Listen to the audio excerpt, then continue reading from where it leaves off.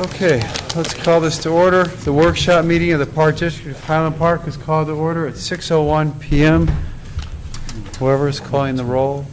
That would be Brian Rhodes, who just went to grab water, so I will do it while he's not here. Commissioner Bernstein. Here. Commissioner Ruttenberg. Here. Commissioner Grossberg. Here. And President Kaplan. I'm here. You have a quorum. Okay. Thank you. Water boy. Thank you.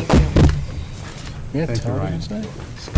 And Commissioner Weisberg, Weisskopf will not be here this evening. Didn't have my notes. Is this meeting on camera? No, No. just being recorded. Okay. Okay. Are there any additions to the agenda?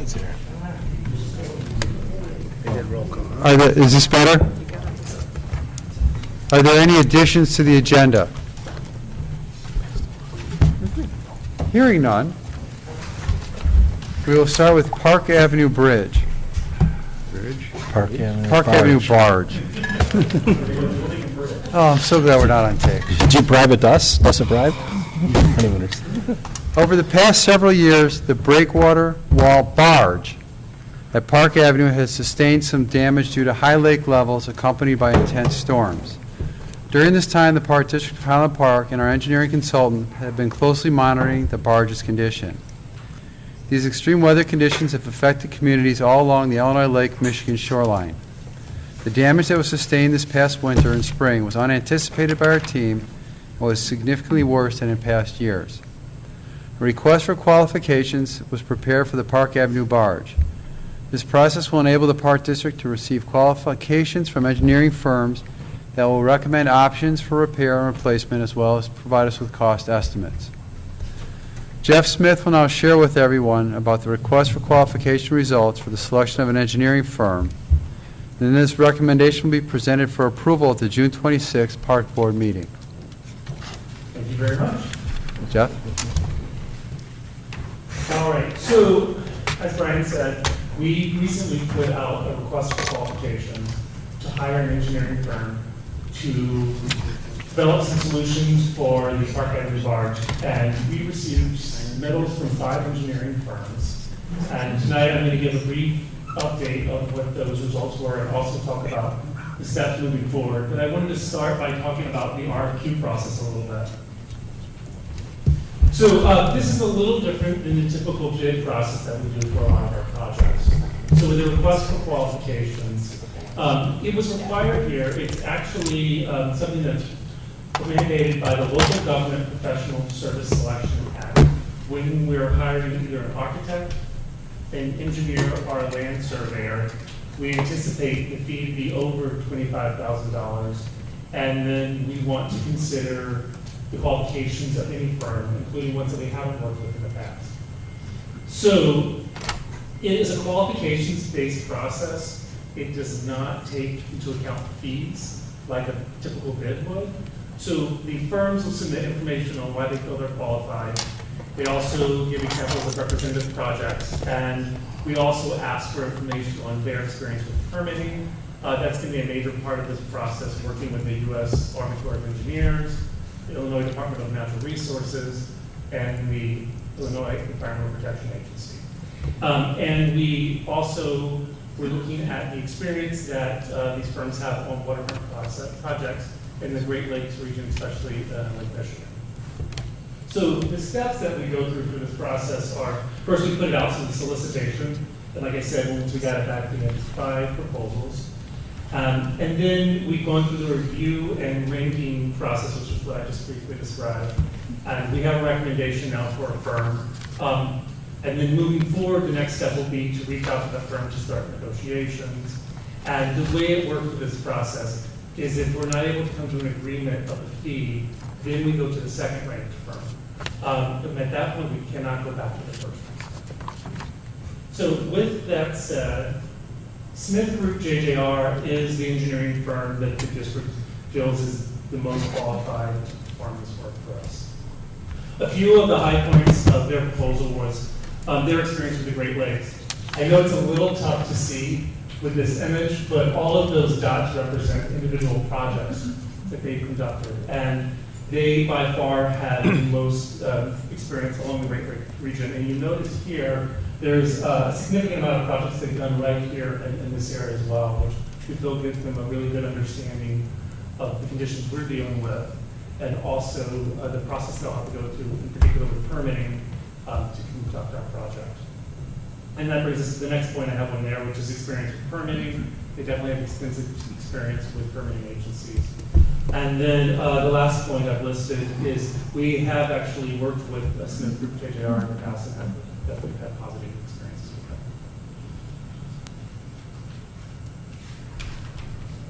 Didn't we work with them at Rosewood? Yeah, they're actually the firm that's been conducting the sand monitoring Okay. study down there over the last several years. So this is a list of some of the representative projects that they've done. And the one I really want to point out is the first one, is the Church Street breakwater renovation, which is actually an ongoing project right now in Evanston. So this is very similar to our situation. They have a pier that is kind of in disrepair, that is a breakwater for a boat launch. And they hired Smith Group to come in and come up with a solution for the structure.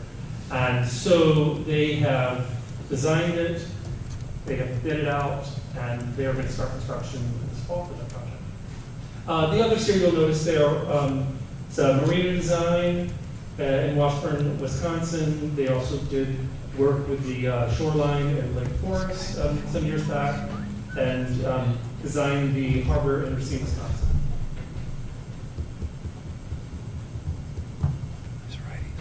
So to kind of wrap up here, I want to focus a little bit on the scope of work that they'll be undertaking for this study.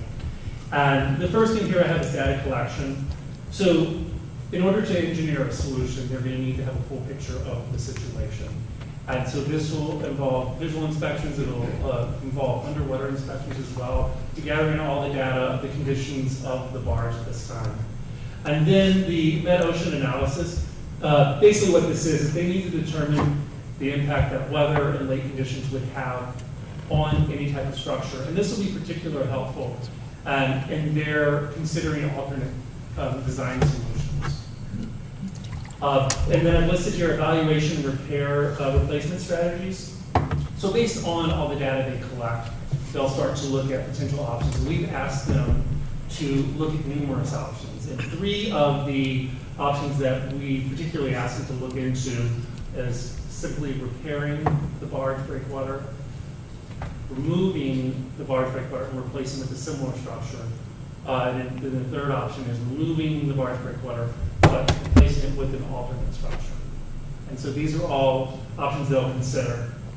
And then the last 2 points on here are permitting and estimated costs. So they will start to investigate permitting requirements for each of the potential options. It's very likely that the permitting will vary depending on the options. And then lastly, they'll be able to provide us with estimated costs. So once this study is complete, staff will come back to the board and be presenting the findings. And that brings us to the next steps there. So just in summary, the next step moving forward will be to reach out to Smith Group JJR and start discussions about fees. And then we'll be returning to the board on June 26th for a recommendation which will include their fee for the study.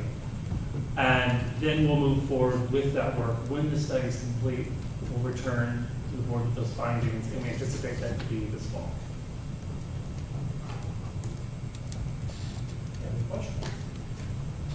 I just have one question. Was there any kind of a meta-ocean analysis, or do we have any records of that before building the original barge? I don't have any records.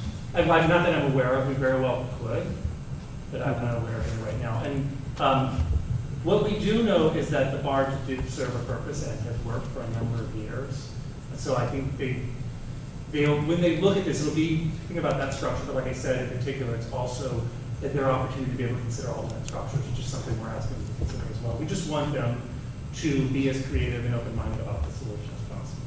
And do we know when that was built? I believe 1980. It literally Yeah. is a barge that was shipped and placed in that slot it was 80 or 81. Yeah, around that, I think it actually spanned those 2 years, and that's correct. So the barge itself wasn't constructed in 1980, we actually don't know the year. The barges will be retired, and then they're sold, and then it's brought here. Brian, I have a couple. Go ahead. Do we have any data or anything that's useful that was involved at all with the 2007 master plan? Because I know that in Rosewood, we did some engineering, which allowed us to receive some funding from the Army Corps and other things through the stimulus. Do we do anything similar at Park Avenue? We don't have anything with the barge. Okay. And with regard to how we're paying for this, did we budget for this, or do we have to do amendment to our budget to pay for the study, or how's that going to work? Let's about the study. What's that, I'm The sorry? study, because it sounds like this is not going to be an inexpensive study, and so how are we paying for it? Well, the study itself was budgeted for, and then I'm looking at Jeff, because the project itself is sitting in, I'm putting the project aside, is that, because the decision you're asking us it's to the make. engineering. Yes, Yeah. that was budgeted for. Okay, and so how 2019. much did we budget for the engineering? Off the top of my head, I'm not sure. Okay, so on the 26th, when you come back with a proposal? Yeah, we'll discuss the budget. Okay, thank you. I have just one. Go ahead, Brian. Jeff, I have just one question. I think you touched on it, but when JG&R does their review and recommendations, it's not limited to the three. There could be something that's a combination of repair part of it, replace part of it. So we're looking for... That is correct. Even within these three options, there are multiple options. Like you said, they could, let's say they're going to remove and replace with an alternate structure. It's potential that could only remove a portion of it. So there are a number of options. And they're going to look at that and come back to us with what they feel is the best option. Good, thank you. Brian? My suggestion is, since we have people who are probably here for this item, that if we want to hear some public comment with regard to this item, that I think let them go right now, so we don't have to sit through the rest of the meeting. That's just my suggestion. Do you guys want to sit through the meeting or speak now? That's what I figured.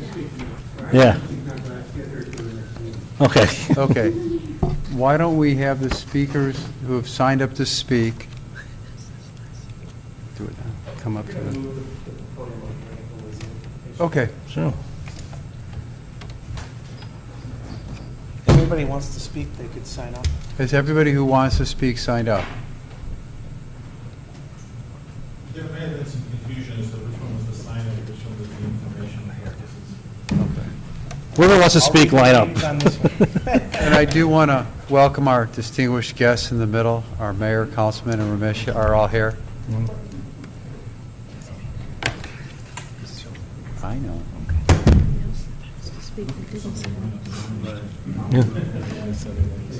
See the Commodore, too? No. All right, Michael, please state your name and address for us. 580 Hillside Drive. Are you sure? Are you sure? I'm sure. I've never quite had a microphone before. I've never stood face to face with you guys. It's always been me and a couple of others that are here. I just wanted to thank you very much for starting the process. It's a shame we couldn't have done it years ago, but the fact remains that you're doing it now, and that's the important thing. And I hope that the numbers that come in on the next board meeting are appropriate. You can budget for it or make an adjustment to the budget, and we can just move forward to see where we stand. So by the end of the year, we can maybe have a plan that will continue to have voting at Park Avenue Beach. Thank you very much. Thank you, Michael. Thank you. That was uncharacteristically very short for Mike. He has another meeting to go to. With a 1092 Wade. A couple of things, we've had engineering studies for the last 3 years. When you look at the engineering studies, it's clear that they are rapidly downhill building situation. My real concern about what's being asked of the engineering firm is that we're looking at resolving a long-term solution. The likelihood of starting construction this fall is probably remote, because you're going to need to get the study in, you're going to need to then bids. I'd be very surprised if we could start construction. My real concern is what's going to happen next winter.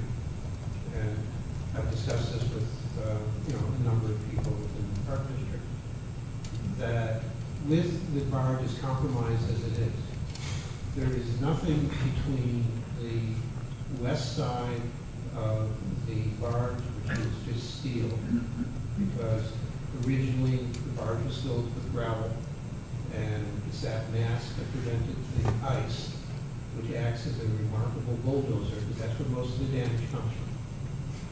That we run the risk of losing the entire ramp unless we can do something to add mass in front of the steel that's still left on the west side. I'm not talking about the east side, that's toast. That's very clearly almost completely gone. So in the engineering studies, I would hope that part of the requirements that are put in is what can be done in the short term until real construction.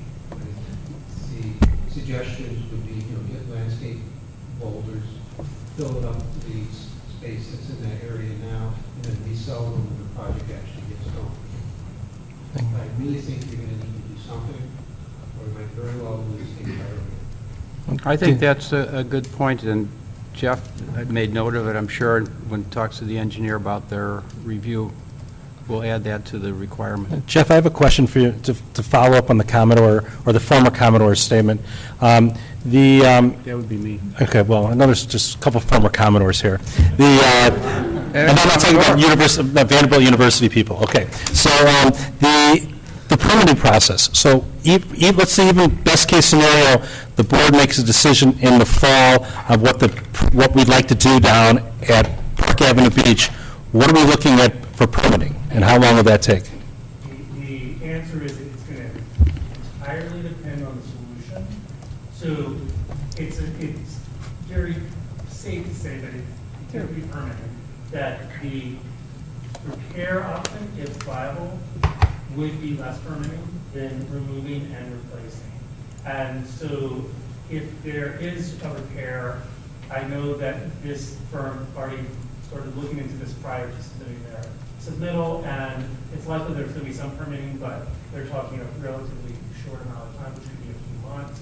It can also run somewhat concurrent with their developing the construction documents, which would keep the timeline moving.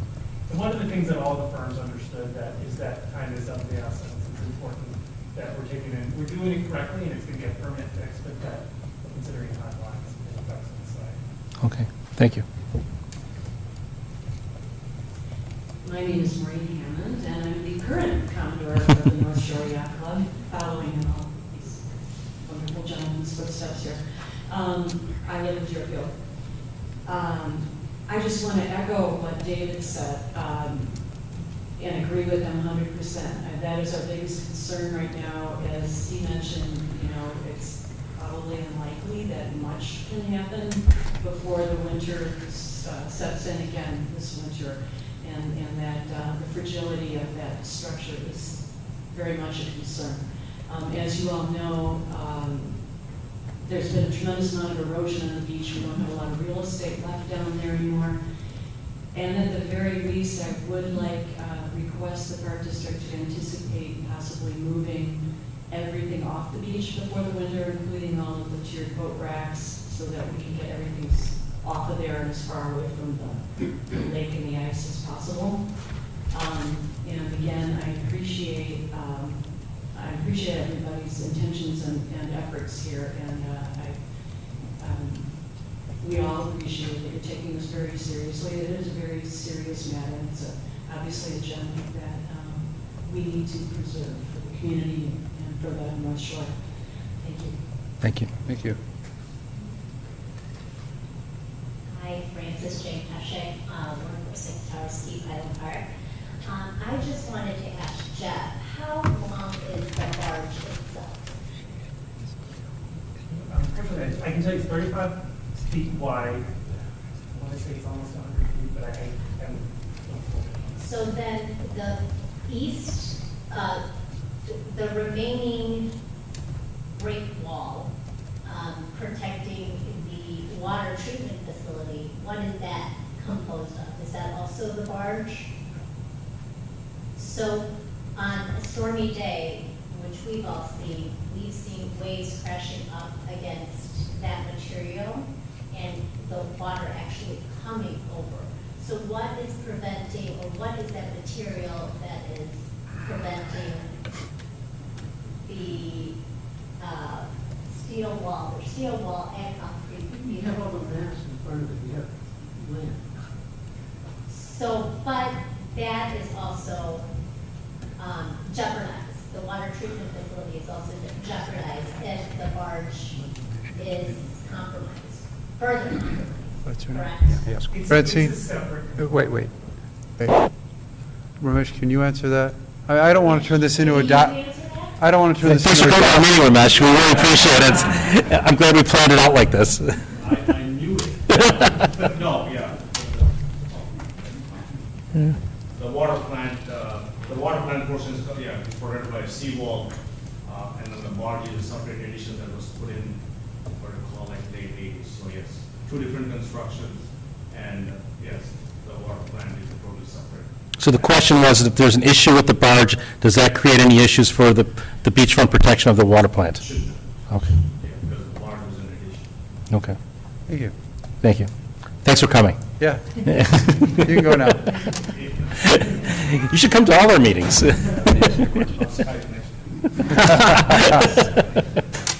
Anybody else who'd like to speak, excuse me, on this topic? Okay. Thank you. Thank you, everybody. Let's move on. Sand management, Rebecca Grill.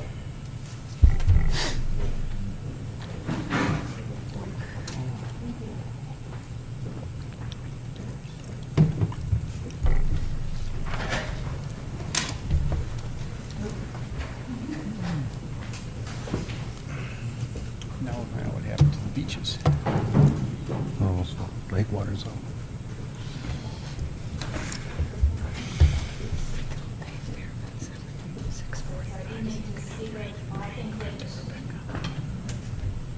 I'm here tonight to give a little bit of historical context about the ever-changing dynamic system that is our Great Lakes, particularly as we've been experiencing some very high lake levels.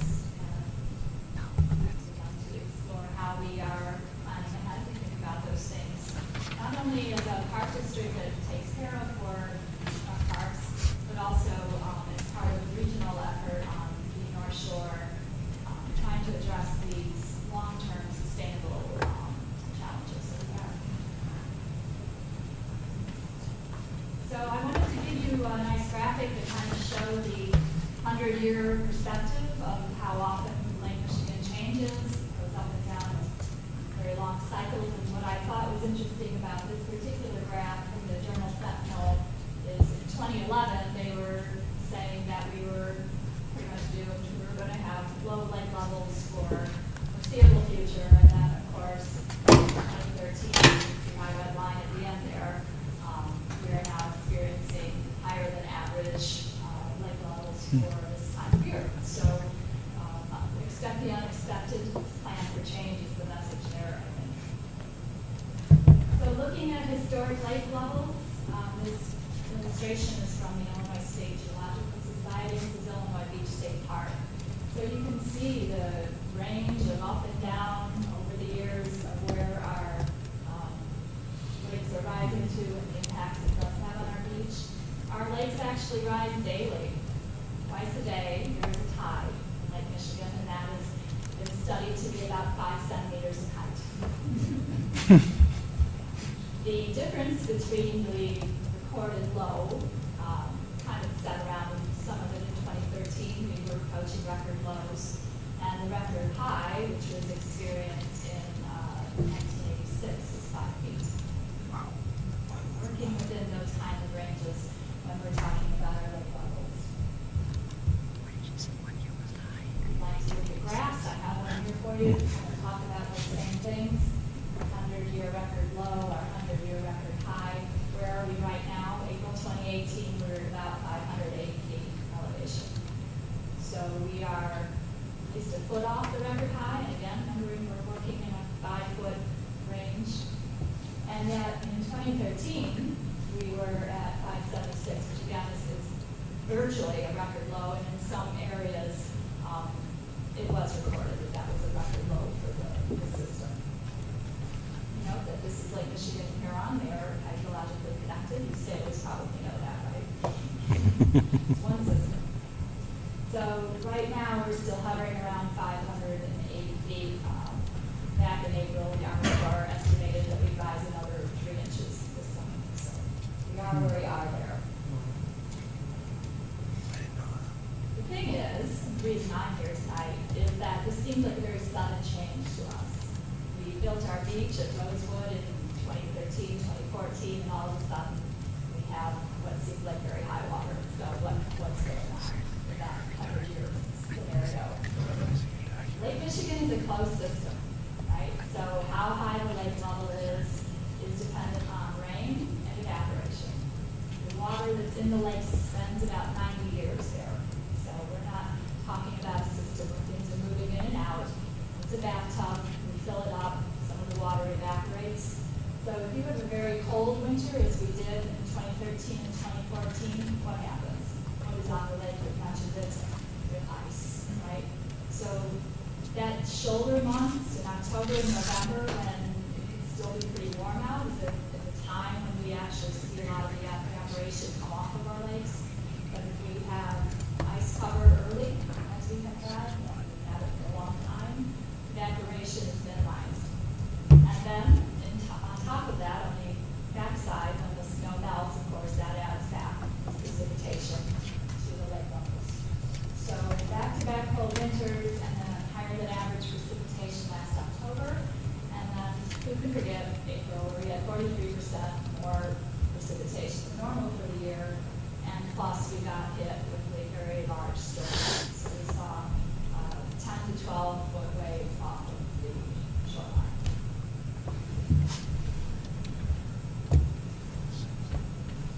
So what does this mean for our beaches? I know it sounds very simplistic, but when the water levels are high, the waves can just reach farther up the shore. It's kind of that simple. So when we did have this storm in April, we, up and down, when I say we, I'm not speaking as part of our sand management group, which is an IDNR committee that we are part of, and the city of Highland Park also participates in. So we, the communities, about 20 of them, up and down the Illinois, Lake Michigan shoreline, many of them saw damage. This picture is from Lake Bluff. I can show you pictures from Waukegan, all the way down to the Chicago Park District, where we saw this kind of beach erosion, where you get that burn. You see the broken off area there? So the interesting thing, though, about this, and I mentioned this is a regional problem, the sand doesn't really go away.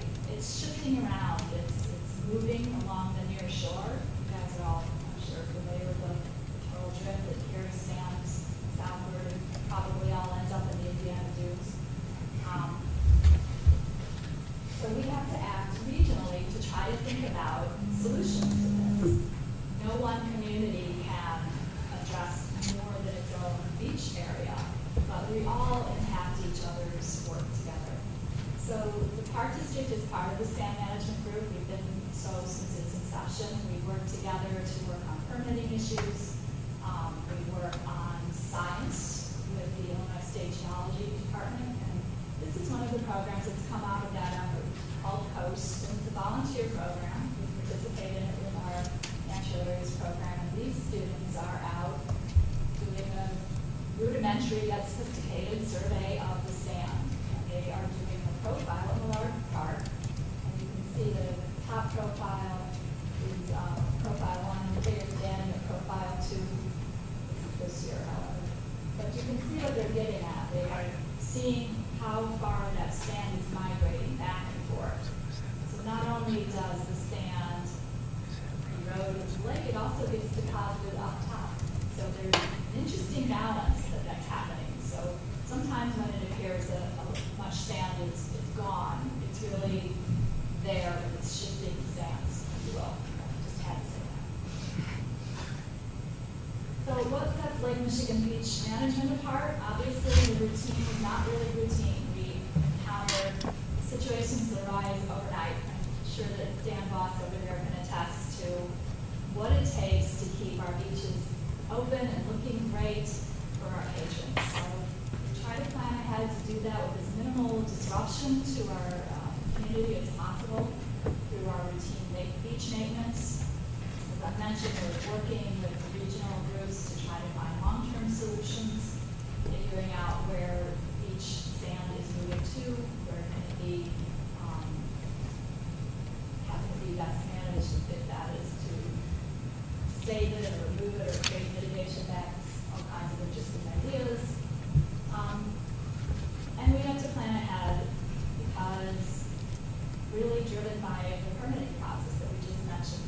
Lake Michigan permitting is rightfully so very strict. We're dealing with 6 million people drinking water, and we need to make sure that we're doing things properly. But 12 to 18 months is not an unusual time period to conduct some of the permitting that needs to be taken care of for maintenance. So we are in fact starting to look toward how we can apply for permits so we have a sort of insurance benefit when we need it down the road.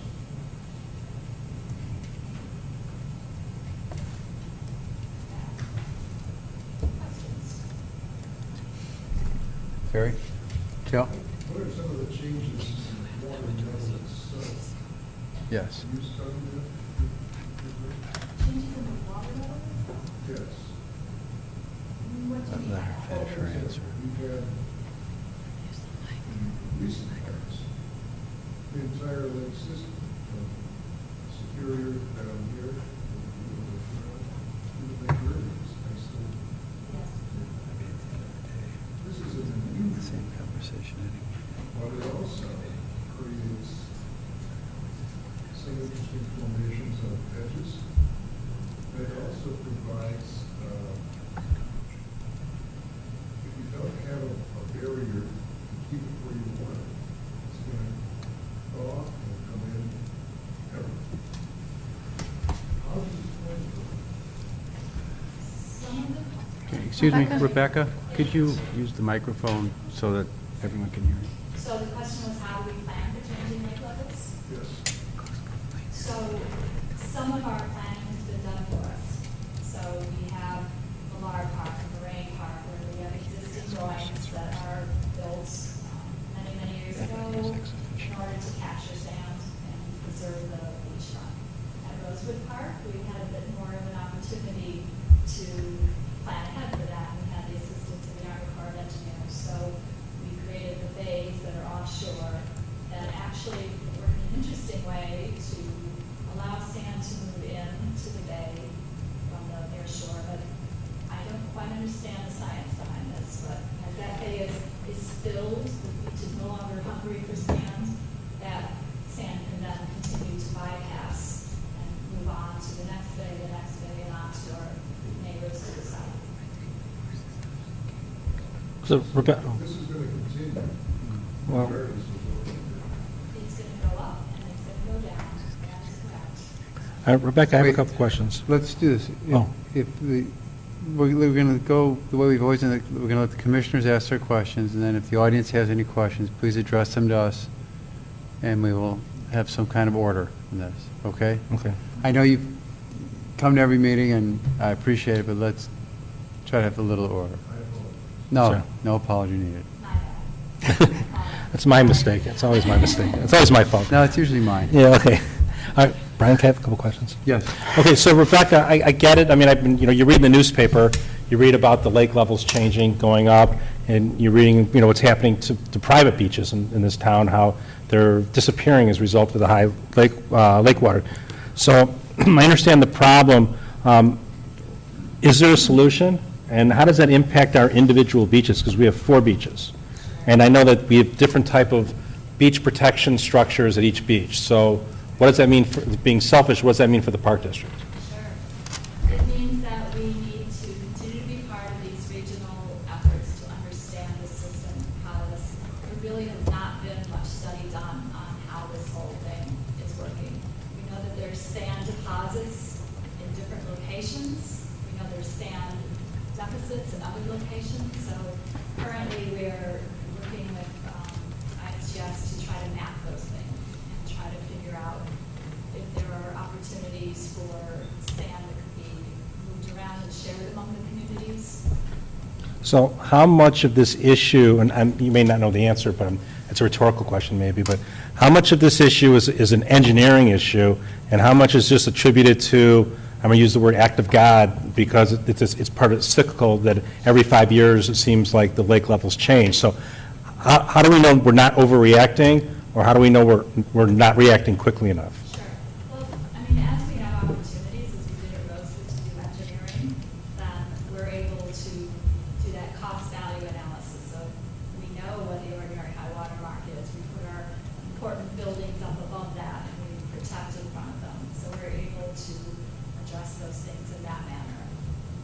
When we have beaches that are protected in old-fashioned ways, we have to expect that sometimes we're going to have less beach, and that is the act of God part of it.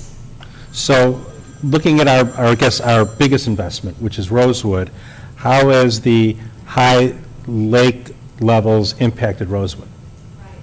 So we've been out there doing a little bit more, I would say, than usual sand maintenance to try to smooth out those rough edges that I showed you previously. We have a narrower beach, but we also know that the purpose of the sand, the bays, is really to be a sand bay, and that sand is sitting out there, and eventually the water is going to go down as well. So I know that we've kind of planned for the worst-case scenario of high lake levels when we did the engineering of Rosewood. Have the bays worked? Are we retaining sand? We did speak to our engineers who have been doing our sand monitoring, and we asked them that question, and their answer was, yes, they're working as they were designed to work. So everything was designed, Rosewood is working as planned. So there might be slightly smaller beach now, but as the cycle runs through, when the lake levels go down, there'll be more beach. So we're really, I'm not hearing any type of recommendation for anything to be done at Rosewood as a result of these high lake waters. No, we do want to kind of have, we want to make sure that we have the permitting in place, if, for example, we needed to nourish the beach, because we did talk about that when we were designing the property, that there might be need to bring in additional sand at some point. That's not unusual. The beach is going through a period of adjustment and finding its own level, so to speak, so. So our other beaches, really Park Avenue, Moraine, and Millard, thank you.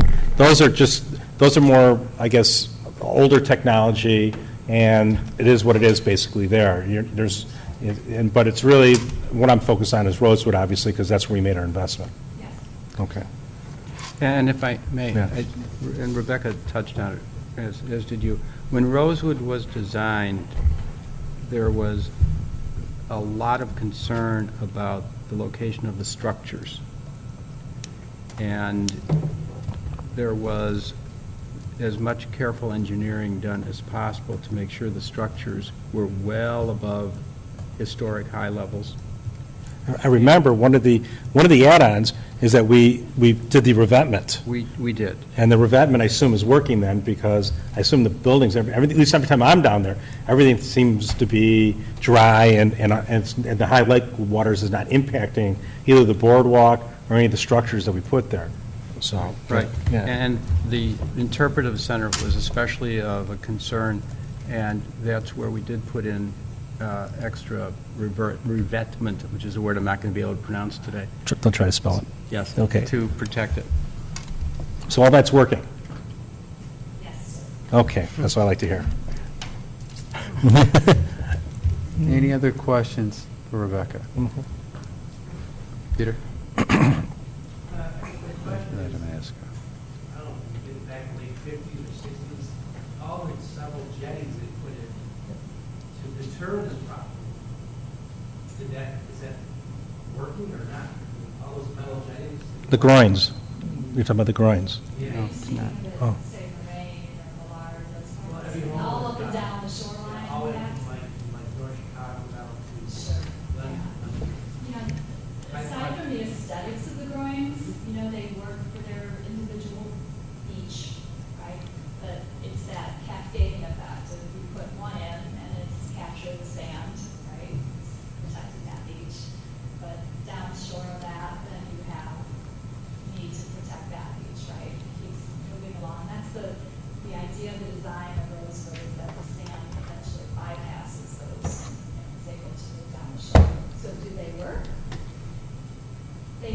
serve the function that they were supposed to by capturing that sand and giving you, that crescent you get up against them. So that's evidence of the near shore movement of the sand coming up to that groin. Right, so it was been a concern since back in the 50s. This whole area. As soon as we started building nice houses, probably on the shore. There was a question back There's a question. Yes, sir. To you for the lady. I heard a statement that the Great Lakes are a closed system. So environmental conscious people are reading how Antarctic ice is calving daily. And once it does that, then it's going to raise the level of the oceans to the point where people are concerned about beach areas, shore areas all over the world. But the statement was made, Lake Michigan is closed. So what keeps it closed? Because if we get in a boat here and we truly want to do so, we can go that way. And Yeah, then maybe that was up the St. Lawrence Seaway. in specific word on my part. I meant to say that there isn't a lot of, there's a very slow churn of water through Lake Michigan. It's a 90-year cycle. So essentially for our lifetimes, it's a closed system that we have, and this is what we have. But But you're right, if there the are oceans go up, eventually the Great Lakes will go up. Yes. Okay. No. Dave, why don't you, Maybe we should call Tom Skilling. there's an answer to this. Let Dave address it. Okay, that's the trick. It's closed because it would drain, because it's at 580 feet, and sea level is zero by definition. So it's got to be closed. All right, there's the answer. Okay, thank you, Rebecca. Next is my favorite, Ryan and Brian to present on the golf course and the clubhouse. Thank you, Rebecca. I always like your presentation. Thanks. Thank you, guys. You guys don't want to stay for this part? Boaters, not golfers. Remember I tried to explain the difference? You can golf off a boat. Yeah, if you're an oligarch and you have a golf course on your boat.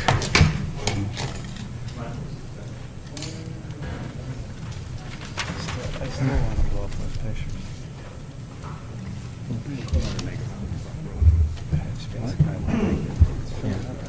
Yeah, I'm glad you did. Okay? Yeah, thanks. Good evening. I'll make sure you can see. Okay, so, that's not the presentation. Yeah. Yeah, he took me. He walked around. But not in. Okay, whatever. That's only one just going to work. Pretty nice, huh? Yeah.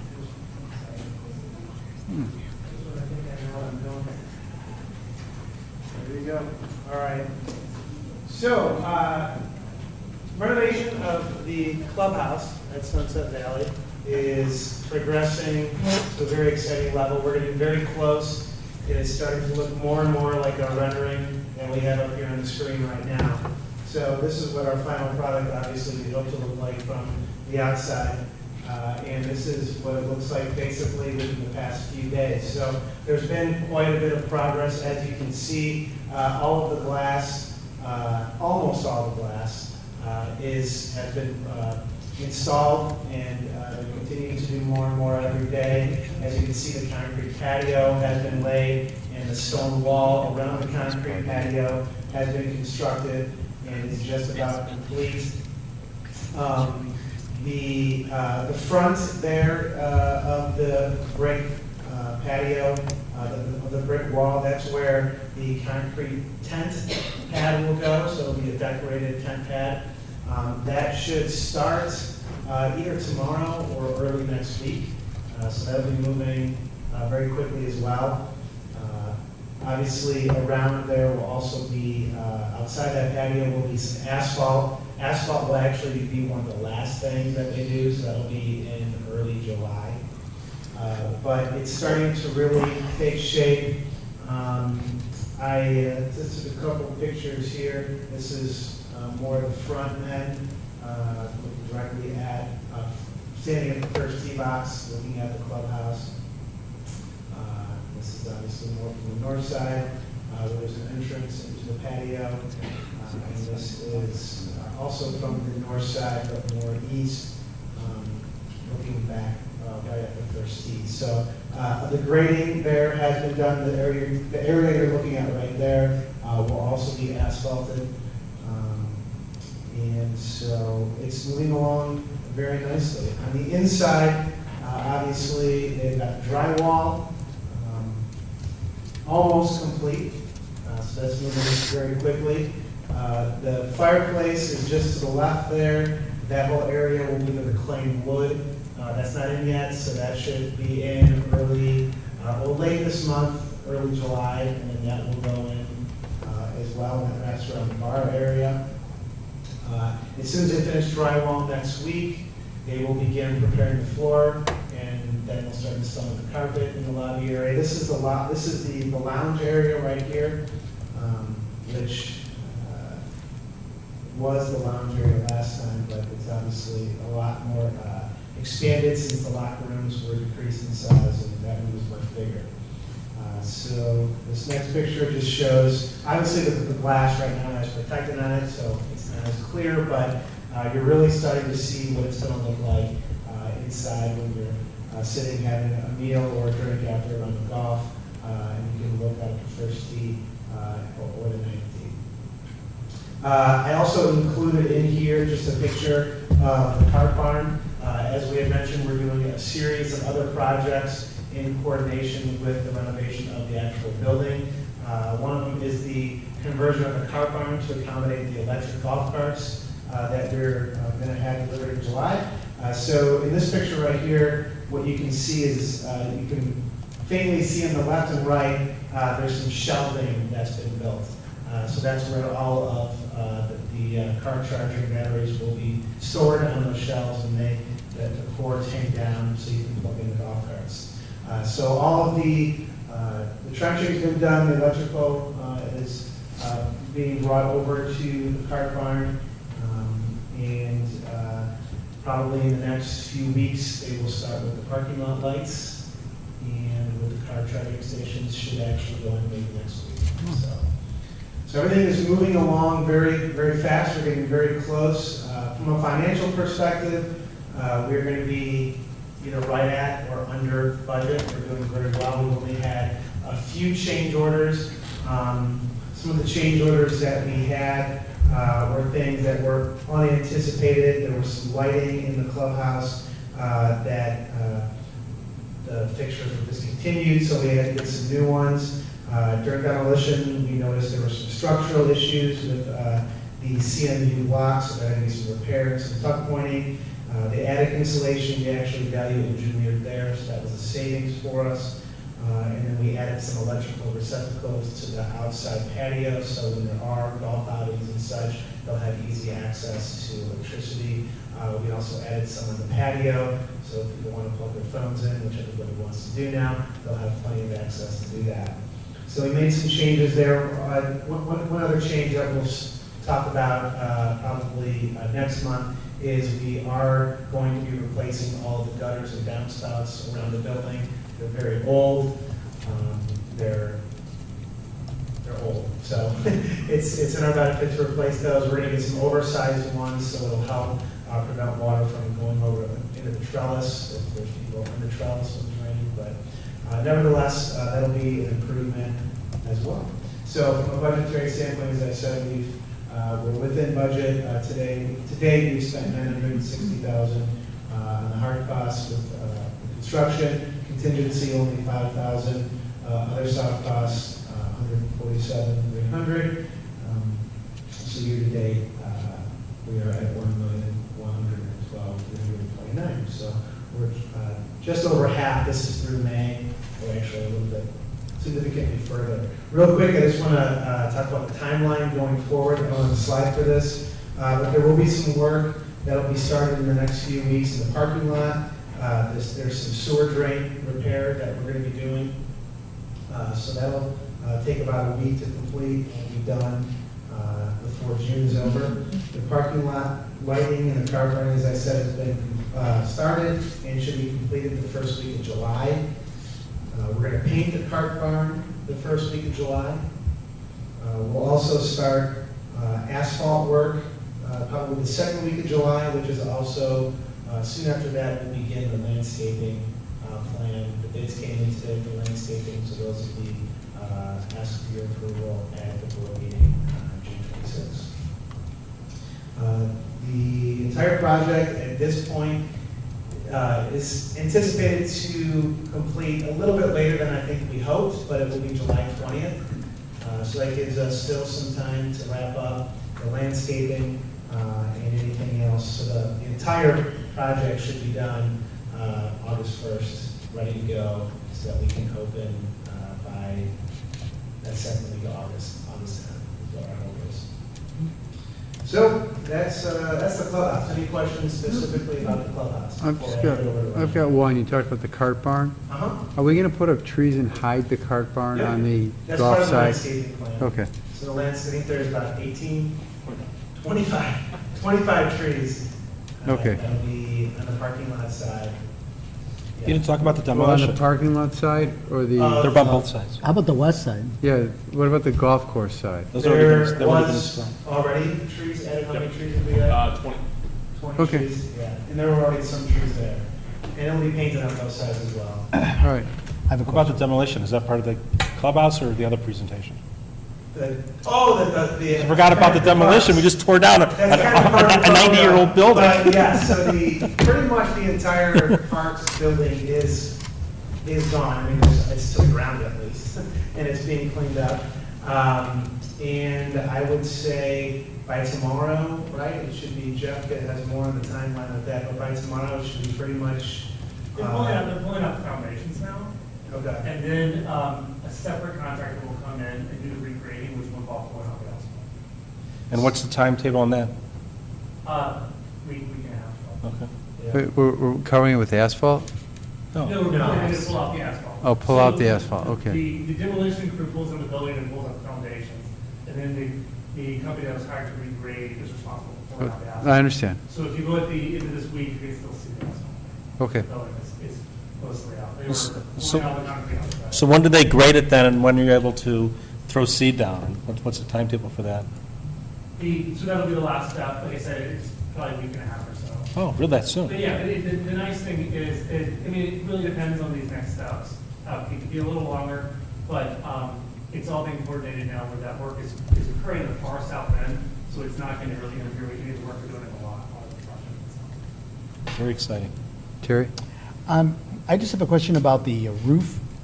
Yep. If that's not part of what we've been doing, right? We are not replacing them. But has it been, we know the quality of it? and- Yeah. We anticipate we can get 5 to 10 more years out of it, so we made a decision to not replace the roof at this point and to get the full lifespan out of it, Okay. and then we'll replace it when it's ready. And when's the building going to be painted? They've already started painting some areas, but it should happen before, obviously, they do the landscaping, so first week of July. Very exciting. Yeah. So, Thank you. all right, thank you. I'm going to turn it over to Ryan to talk about the golf course. Thank you. So first, I wanted to, so I've been doing these updates for probably over a year now. The golf course has been a long project.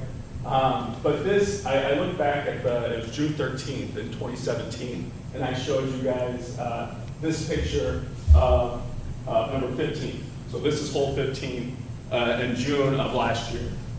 And then the next slide is is today. So this is what hole number 15 looks like today. And then you can kind of see all the mounting, and this is kind of how it looks from afar. So everything's really growing in very, very nicely, and it looks really good. This is the new double green between 18 and the putting green. So We'll go back to 15. Okay. Tell them what you told me about 15. Tell the rest of the board about how the grass grew on that, and then how other superintendents were surprised. Oh, yeah, I mean, because, I mean, go back to the. This is a, So It's if you labor see mode. the mounding here, Yeah. so this is all big grass. This isn't sodded, this is from seed. And so, you know, we were very fortunate when we did see it, that there was no heavy rains and it all grew in together perfectly. Because when you do these severe slopes, you can't really see it here, but when you're out there and you're on it, it's probably a 45% slope, a 30% slope. So you really see the movement of the hole, and it looks very, very good. It's really, I don't know, it was just a good to hear that it grew in so nicely. And then these are areas now on 17th fairway where it didn't grow into it, but we took our seeder out, reseeded it, and it started to fill in nicely. So once the temperatures be consistently warm, that'll all fill in even better by opening day. Areas where it didn't fill in, we're going through and sodding those areas, so they're all perfect. We will finish sodding 8 and 18, so they'll all be finished next week. And then the only 2 holes we'll have left is 1 and 7. So 1 and 7 were seeded at the end of October. So I don't know if anybody remembers, the end of October was very cold and rainy, and it didn't really have much growth in November. And then obviously December, January, February, March, and even April was very, very cold. And then May we had all the rain. So we really, 1 and 7, holes 1 and 7 really kind of had like a month of good growing weather. This is number 10. It's a little tougher to see on this picture. This is from yesterday afternoon. So 10, and it has a roll off, 10 green, and that has a roll off on all the sides of it. This is number 1. So 1, like I mentioned, was seeded at the end of October, and tonight, or just this afternoon, we double cut it for the first time, and it should be filled in probably within the next month, by the middle of July, and then it'll give a little bit, an extra month to mature, and then we'll be ready to start playing. Questions? No, looks green. Looks great. I walked it this week. Yeah. Thanks. thank you. Okay, thank you, guys.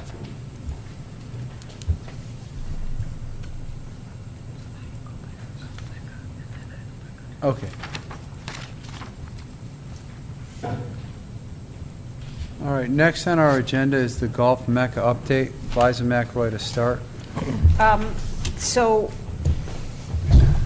as everyone recalls, back in, I think it was December of last year, we were approached by a group, Keith Bank, Dave Fairman, and Dave Essler, regarding the opportunity to do something on the Highland Park Country Club that would be about the game of golf, but not specifically a golf course, but more of an environment for learning golf, practicing golf, and trying to grow the game of golf.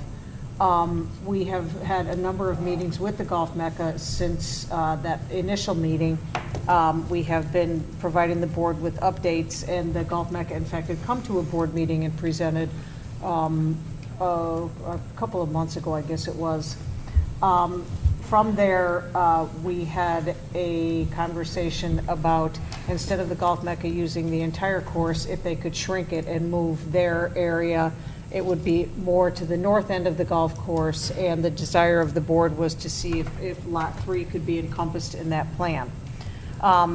During this process, running parallel to this process, we had gone to the Lake County Forest Preserve District to get a resolution to begin the planning of the nature preserve area. And the Lake County Board was, of course, aware of the Golf Mecca proposal because, A, we updated them on what was going on, and it also had been in the press. So Lake County, our discussions with Lake County were that we wanted to get the resolution approved so that we could begin, I mean, we've been working on beginning the planning of the natural areas, and that the board, this board, I just want to state, wanted to explore if it was possible to have the Golf Mecca and the natural areas be harmonious on that one property. So we've been trying to work towards that goal. And one of the steps in this process was we do know that we need to get Lake County's approval because of the conservation easements around the property. So we had Gulf Mecca and the Park District staff met with Lake County to talk about the proposal. And at the time, there isn't really a new detailed proposal of the revised smaller renovation. The Gulf Mecca folks have been working on that. But the Lake County said that they understood the idea of shrinking the program and moving it, but they really want to see a plan. So we have continued to have conversations with the Gulf Mecca, and when I say we, I'm talking about the Park District staff and representatives from the Gulf Mecca. And we had talked about the Gulf Mecca potentially coming tonight to make a presentation, but they would like more time to tweak and revisit their proposal. With that, and my discussions with President Kaplan, I think it was at this point where you wanted to just take a check the temperature of the other board members, because there's been a lot of discussion around about the Gulf Mecca. We have not been back to this group formally since the Gulf Mecca presented several months ago, but just to see, I think, what the feeling of the board was at this juncture, because I think one of the things that we've been trying to do is, you know, the team from the Gulf Mecca has put a lot of time and energy into this program, and they're obviously very supportive of it, and they do feel that the Highland Park Country Club is a good location for this, but by the same token, they don't want to invest additional time and money if this is a no-go. So we are scheduled in our discussions with the Gulf Mecca. They have asked if they could come back in July, but I think this is sort of a checkpoint for us tonight to maybe provide some direction to the Gulf Mecca one way, whatever way it is, but that you all wanted to have a discussion tonight to see what the feeling of the board was. I think that sums it up. I thought it'd be a good idea, because I know that the Gulf Mecca is putting more time and money into their plans.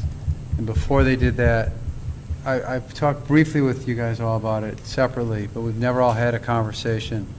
I don't want them to waste their time or their money or plan in an area where we would object to it. So I thought it'd be good to get everybody's opinions out and go forward from there. Okay. I guess I'll go first. I mean, I'm more than happy. I mean, you know, I'm going to repeat myself of what I said earlier when they first approached us. You know, I usually always refer to everything in a baseball analogy, and they came to us late in the game when we had our closer up, and they approached us, you know, after we've had this dialogue with the community for 5 years about what our vision is for the property, and how, what their initial proposal, how that contradicted what our vision was and what we had discussed all those years with Greenprint. That being said, is that one of the other Greenprint initiatives was to renovate the existing Golf Learning Center, which is the driving range which is on Lot 3. If we decide as a park district to undertake that, and I guess that is one of the Greenprint initiatives, that would cost taxpayer money to do it.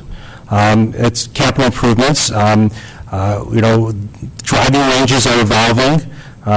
Top Golf is around that invests significantly in golf courses. I've been to other driving ranges that are much more well-developed than our existing driving range, and somewhere along the line, we need to make a capital improvement to our driving range. So, if somehow the Golf Mecca can step in and where our Golf Learning Center is, make the investment and somehow incorporate a smaller footprint in the rest of the country club golf course property, then I think it could potentially be a win-win for the community. Number one, it'd be a win that we don't have to invest capital dollars, very scarce capital dollars from the park district to upgrade the driving range, and it could provide an opportunity for further investment in our community where it could become a destination, because such a facility, based on what I've heard, would be considered a destination, which would have ancillary benefits to other businesses in our community. So I don't want to shut the door. However, I think we'd let it be known that the initial proposal was way too grandiose, took up too much property, and it was property that we had promised the community was going to be a nature preserve, and that was, and we conveyed that to the Gulf Mecca, and that they're still interested. So I guess getting to my point is, in a long-winded way, is that if they can somehow shrink what they're asking for, somehow keep it to our existing golf learning center and maybe a smaller portion, because we had always talked about in keeping a couple of those golf holes as golf holes for training purposes. And I just had someone contact me that, was it number 13? Looks great right now. You're cutting the grass, and it actually looks like a golf hole, and that's the golf hole directly behind the driving range. If they could scale back their plan, use some of that area, and still allow the connectivity to the 38 acres. I know it's a tough thing, because you don't want to put 20 pounds of potatoes in a 10-pound bag, but if this somehow could eliminate the necessity of the Park District to spend their their scarce resources on upgrading the driving range and still provide an upgraded driving range and training facility for our community, could be considered a win-win, because it actually would benefit the city, it would benefit the Park District, we'd be getting rent from them, we wouldn't have to have the exposure with operating such a facility, we wouldn't have we basically we'd be farming out the Golf Learning Center to the Golf Mecca. So I haven't seen a plan since the original plan that we pretty much rejected out of hand, which included Lot 1. But if they're still interested, I think it'd be when we're here tonight, the first item on our agenda is a barge at Park Avenue that could cost a lot of money to fix. And we're moving money around like a shell game, because we move money here, we move there. If we put money over here, we have to take money away from someplace else. And we have always thought and envisioned that we would eventually, whether it's in the near term, mid-term, long-term, but sometime in the future, we're going to have to invest in that Lot 3 enterprise, and which is the golf driving range, the practice facility, and if we can get someone else to write the check instead of the citizens of Highland Park, I think that'd be a win. Again, but we'd have to limit their footprint and have it so it doesn't overtake what we have promised the community, and what we've promised the community is a nature preserve on most of Lot 1 and Lot 2, which is the golf course east of the river. So I guess it's a roundabout way. I haven't seen any other proposals. Maybe that's the Golf Mecca is not interested in a smaller footprint. I don't know the answer to that question, because I've had no dialogue with them except at that first meeting. But those are my thoughts. And again, we're trying to balance interests here, and I think I've said enough. So, Take a breath. Barney? Thank you. Well, Cal has said a lot about the positives of the Golf Mecca that's been presented to us to just use Lot 3, and the benefits to the community. And I'm taking a little bit of a different view, and I don't want to take away from the positives that it could have for the community, but I am concerned that any development of Lot 3 for by its definition, Golf Mecca, will have an adverse effect on Sunset Valley, which we're just starting to look at for opening in August. And we've got to reestablish ourselves as a golf course community with our Sunset Valley course. I don't want to suggest that a development or improvements to the driving range and the miniature golf are not, it's a good idea, but I think we're way too early to do it at this point in time. I want Sunset Valley to get operational and get all the kinks out and be a destination. I am just concerned that we would be competing against ourselves.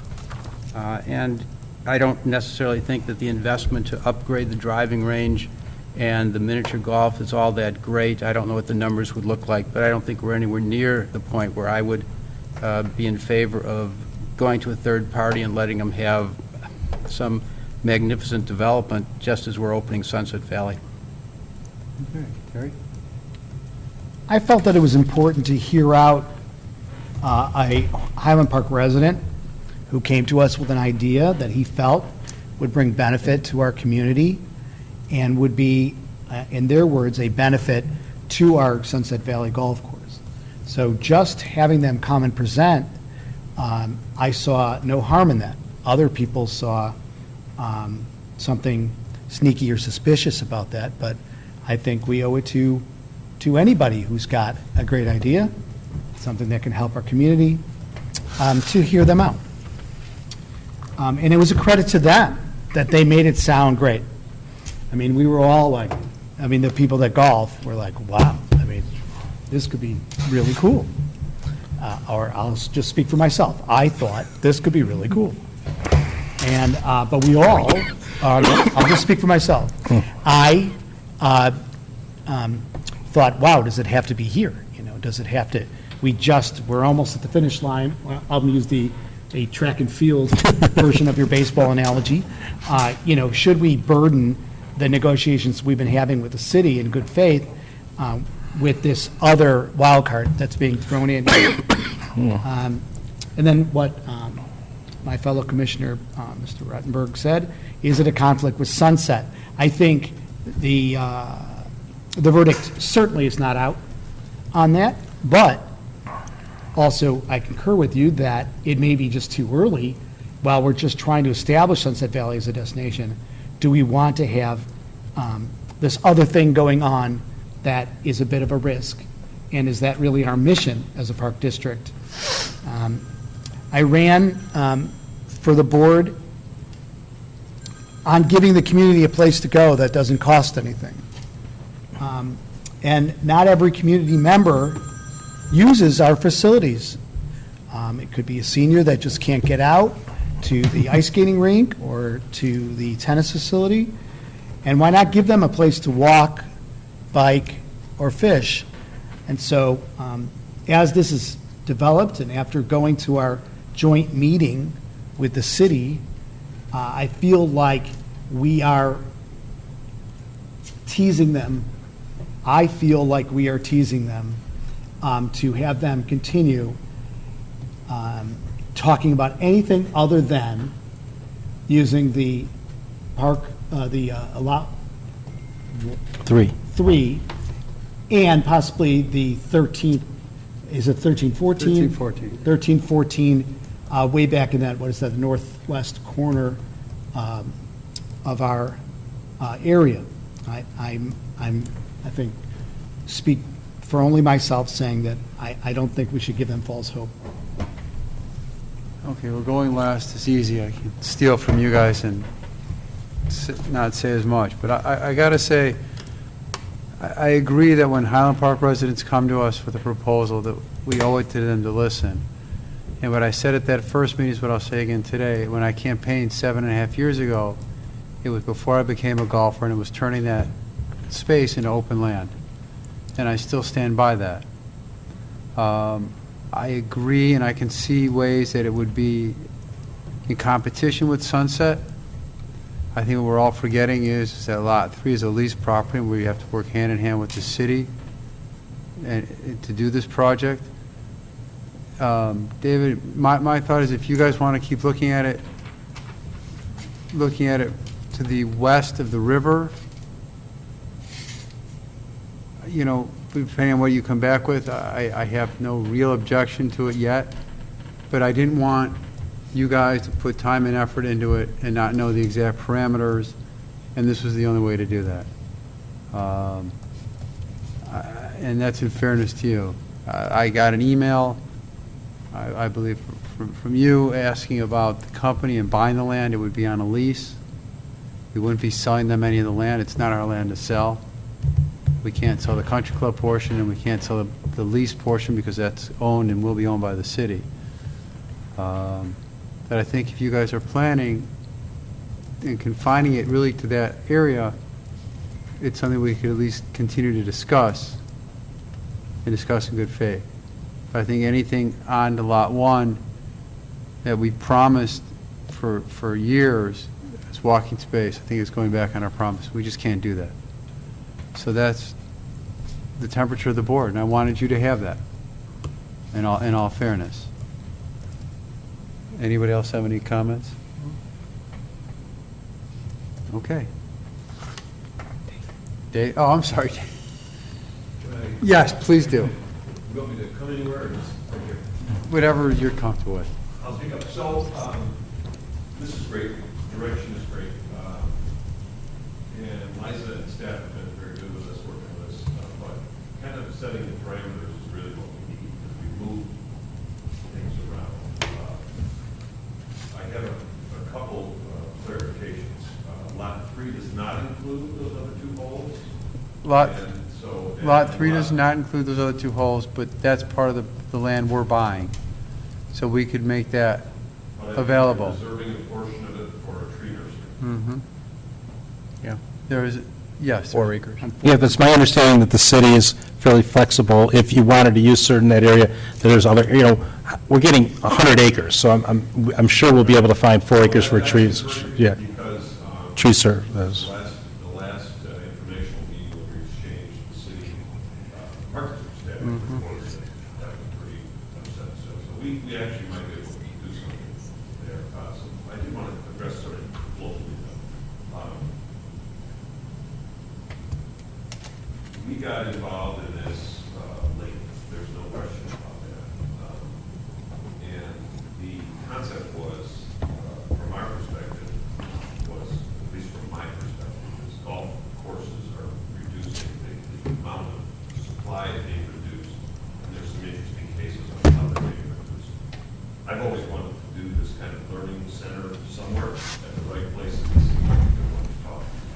I think you have 600 acres of parkland, and you're going to get another 100. So the simple thought was, is there 40 or 50 that we could share and not ruin each other's, plan?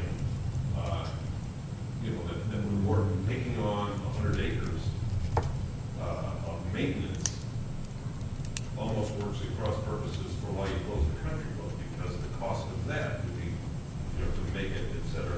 So we thought if we could maintain some of that acreage, we would be actually helping you and the community while providing walking trails. But I understand the planning hasn't been done, and it's really a waste of your time and your staff's time for us to kind of put a bubble here and say, no, that's what we want to do something else there. But if this is really, what I would like, if you could give us some kind of, informal nod that it's okay to at least work on lot 3 and those 2 holes as, as sort of the defined area, and we can take it from there. We obviously can't fit everything on there, but I think there's a lot of good things that can still be done. I would add that, we are in the process, and the next item on the agenda is to discuss our agreements with the city. I mean, on Lot 3, we're just a tenant, the city is the landlord, and we have certain agreements with the city that I would think that if this moves forward, the city has to be brought into the process, because they're a partner.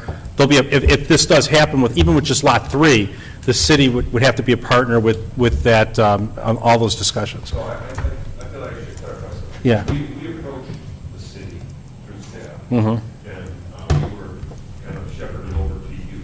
And when we talked to you, you said, don't talk to the city. So any kind of, Well, what's going on. the documents have evolved, Right. and the arrangements have evolved now. With respect to lot 3, there was some confusion on. Am I wrong? Granting, is it okay? I'm not wrong. Oh, I'm just Okay. going to make sure I'm not wrong. Am I right about that, Liza? On which part? I'm not sure which part you're asking. I'm wrong a lot, so I know but right. the question is would the city have to be, if this moved forward, would the city have to be a partner on this? Absolutely. Yeah, for sure. Okay, I just want to make sure. And the comment, Yeah. the staff discussion was that, and my discussions with Gita about this whole concept was that we are the recreation people, and if this is something that we feel is really beneficial to the community, then I think the city we would work together. As we've said, there may be some things we can do, but I think before we become too flexible, we want to make sure that the goals of our program are being met. And with you guys so that we are compatible in that regard. So that's really what we've been talking about, is taking the lead on the early discussions, and now it would become And city. I think that's great. It's much better to deal with you, not better, but it's much better to deal with one group than two. But I just felt like I had to say that because we weren't trying to withhold you from the city. The other piece is on lot 3, I'm a little confused on the conservation easement on lot 3. The original conservation easement exempted out what I'm going to call the T in the parking lot, and then it was seemed to be added in maybe 2012. So the whole Yeah. lot is covered by the same conservation easement that covers lot 1 and 2. I'm gonna, And you- I thought you were done. Pardon me? I was gonna tell you, I think we should have staff find out exactly how it works and then get back to you on it. Well, it's a recorded document, and But I don't have it in front of me and I couldn't tell you what it says. assuming that, I'm not sure, so the dome, which is clearly not, a conservation easement kind of structure, is coming, it's terminating its lease in a year, or the end of this year. or something like that. And all this is to say that if you want to revisit the conversation of the development of the driving range, golf learning facility, you think that's a good idea and not going to hurt your business? I don't think it will hurt your business. I think it will help Highland Park be more centrally, more of a destination of golf scene. You don't have a driving range right now, Mark. That's a problem with Sunset. I mean, Yeah, we have it at Lot 3. There's a driving range on Lot 3. it's an old driving range. Dave, I don't want to get into a debate about what we have and don't have, My point is, it's so not, I understand the point, though. There isn't All right, one at gentlemen. Sunset Valley. but lot 3, if that can be developed into something, does that require, there's a lot of questions. Does the county approve of the dome? When the lease expires, does the dome need to be approved again? City- I understand. There's also City. options on that lease, too. Yeah. So, I mean, I don't think that, I think the options have run out. I'm not so sure about that. Does someone know the answer? So that, those are the questions that we would want to know. If you're going to rebid the dome, we'd probably be interested in something other than a dome there that would be more open space and more in keeping with conservation. That- Okay. So There's thank options. you, the direction is great. And should I just, when we leave, I should assume maybe lot 3 and maybe the other 2 holes, or no? Wait on that. Why don't we huddle up with the city, and I'm just to make sure that we want to get information about the conservation easement, and then there have been a lot of discussions about the tree nursery and location in relationship to the nature preserve and with some of the work that they want to do. But before I think we just need to come together to make sure we're clear on what can and cannot be done on Lot 3, and then what flexibility we have with the tree nursery as it relates to our plans, if that sounds fair. Okay, that's good. And if we're going to be on the agenda next time, if we know that, we'll have a plan to present to you, a preliminary plan. Perfect, thank you. Thanks for coming, Dave. Okay, last but not least, Highland Park Country Club Review, Liza McElroy, 2%. Oh, I'm still here? Oh, okay, I get to present. As everyone in this room knows, we've had multiple conversations with respect to the country club property and the golf course Lot 3. We've been working on leases and a sale agreement for some time, and I think we're almost there, to use Cal's analogy. We're in the 9th inning. Terry's analogy, we're at the finish line. My analogy is I'm just glad we're almost done with it. But we do have 1, 2, 3, 4, 5. We're not going to go through the agreement page by page. There are 5 issues that remain somewhat unresolved.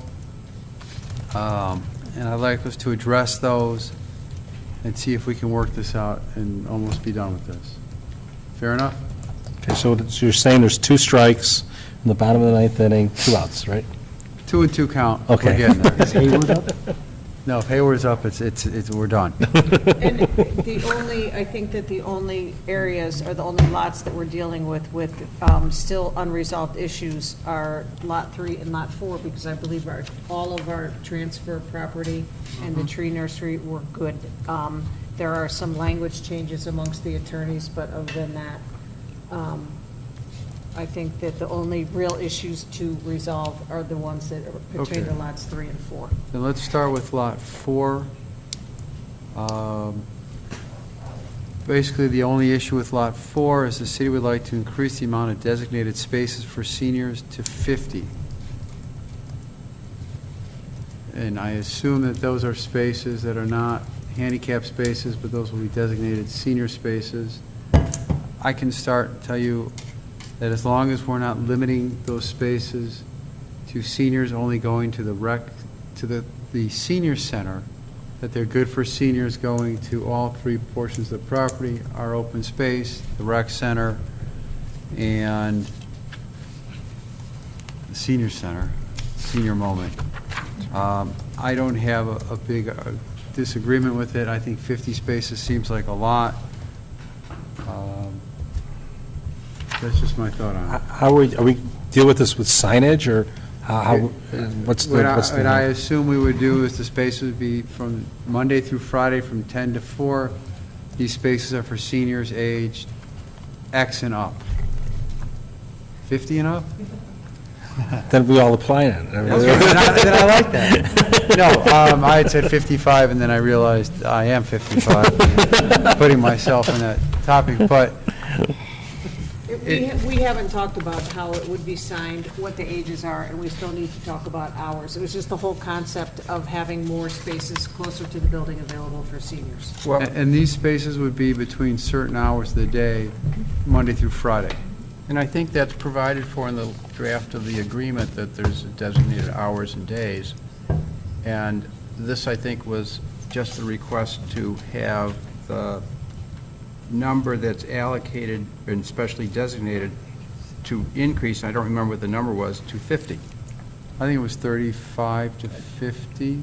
It started at 25, it went to 75, that's what Gita and I had that conversation, and 75 was over 20% of the entire parking lot, and so I think that she and I had discussed 50, and word through the telephone lines was 50 would be okay. Yeah. My only two comments would be, number one, I would make it conditioned upon moving the senior center to the country clubs. If the city doesn't do it, then we don't have to allocate 50 senior spaces. And the second condition, the second issue I'd like to raise is that, by understanding the hours that they would like to dedicate these spaces, my concern is that that's also hours that young families are using the rec center, whether it's a father or mother taking their kids to Kids Fit or something like that. And my concern is I don't want to make sure that we're not pushing those people too far away from the front door of the rec center. So, it's a long way to take a toddler. And I don't know where they're talking about locating the senior spaces, but I want to make sure during those hours that there's also ample parking for our young families also. Mayor, you'd like to address? Yeah. Is this okay if I just- Sure. Yeah. So obviously moving the senior center is because right now it's inaccessible Yeah, to yeah. seniors. And so, given that the majority of people coming to the rec center, this may be a wrong assumption, are more able to be ambulatory because they are going to work out, our presumption is we would like to have these dedicated spaces nearer to the senior center, fully recognizing the challenge of being a parent with small kids, still not close to being somebody with a walker. Yeah. And so if we're trying to improve accessibility, we're trying to make it more accessible. I get it. I mean, I get that. Is that, 50 is our new spaces. oh, the roof spaces, I wasn't, okay. Yeah, that was my, Yeah. are these? Oh, okay, then I'm fine. I didn't know they realized they were, I didn't know they were new spaces. Where the cart path, the cart Oh. pad is? Yeah. That was my next question for you anyway. What? Oh, then I'm fine with that. I Then mean, I'm okay yeah. with that. Yeah, Can I follow up? But And we may even have literally a golf cart to help people get. that's fine. Okay. But are you going to need that space for additional handicap parking? Because now the use of the building is changing. And we may have to carve out some more handicap spots. I mean, that's sort of the challenge with Right. elderly people coming, but it's also the beauty of finally they can access senior services.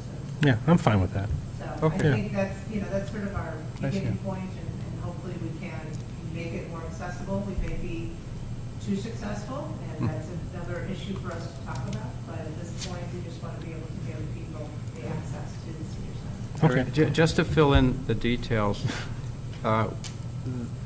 50 is an increase from 30, and, which is fine, and was seniors using the clubhouse from 9 to 5 Mondays through Friday. Okay, that's Right. fine. I'm okay with that.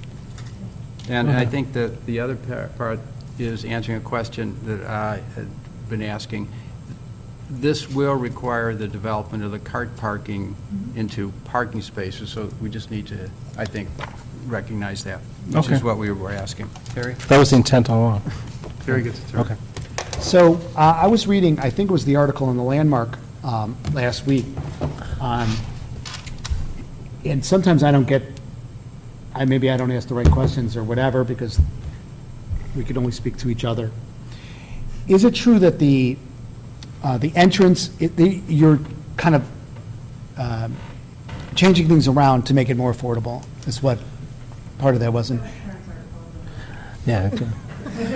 I'm very sorry. I was gonna say- So you're not changing the entrance, so there's been changes to what we originally thought. So then I was going to ask about how does this change? So they're going to be using that same entrance that we use now? I don't think so. I'm curious. To the country club, yeah, of course. And so, and then I read also about possibly using the club, the old clubhouse. What was the other use? They were talking about, where our golfers, where our pro shop. Right, that'll be our art room. Okay, so these 50 spots being in the cart path still give you the access you need, your seniors need, to come in through that other entrance, right? That's our hope. And that's why we may have to supplement literally with a golf cart or something, a shuttle. Yeah. But right now, they park over a block away, and so that literally is an Oh. obstacle to people accessing the senior center. No doubt about it. And so we're trying not to have them, again, park a block away. Right. Yeah, that's Is the fine. idea that there would be like a drop-off opportunity on that side of the building as well? In other words, is there a street, I'm not saying it, but just a lane for cars to pull up there? Or is everybody going to be pulling up in that same country club spot that they do now? I think at this point, we're looking at continued use of the Fort Bush area. If we have phased this, so maybe down the road in 10 years, we'll be able to make this another capital improvement and have a different door and a different entrance and so forth. But at the moment, the most pressing variable is, let's just make senior services accessible. So we're not putting in the Cadillac plan, we're putting in the plan that'll be nice, clean, and accessible, and then potentially down the road, we can add a different door, a different entrance, a different drop-off.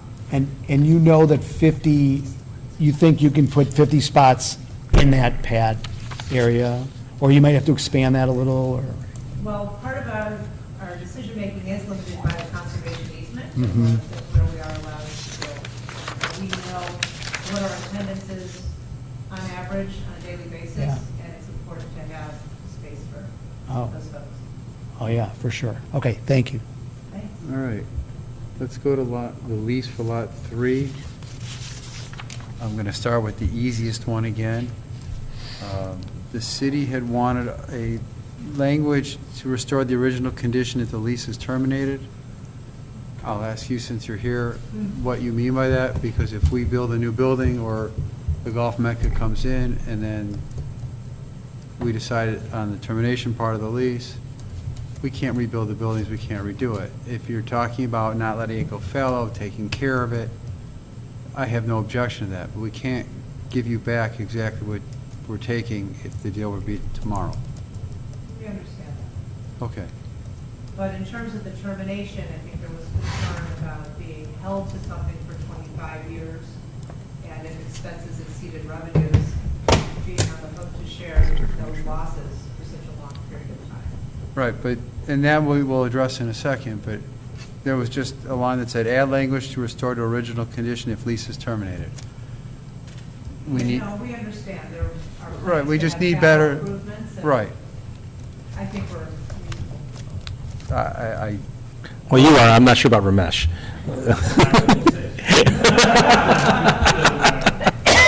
it's that Stolberg guy.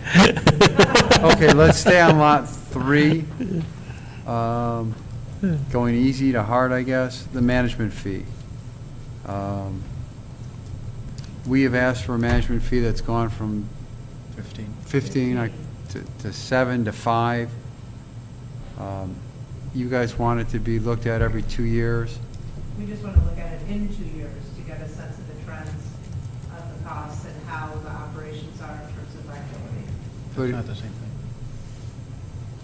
Oh, I'm not sure, Nancy, Mayor, I'm sorry, Mayor. thank you, thank you.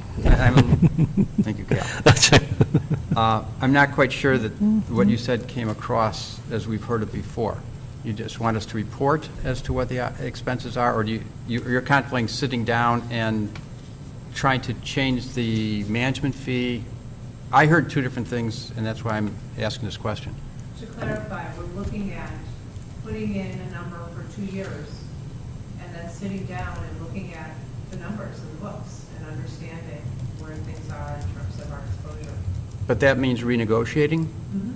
If necessary, it may be fine. and then would that be a one-time shot, 2 years, or 2 years, 10 years, 12 years, I 15? think it's dependent on what the outcome is. You know, it's an amenity, obviously, we all want to provide to the community, but by the same token, we can't hemorrhage money. No, That's my thinking. that we agree with. Any other comments? So, I don't want to... And I'm speaking as one person, obviously, you don't have the rest of the council, Councilman Noble, but.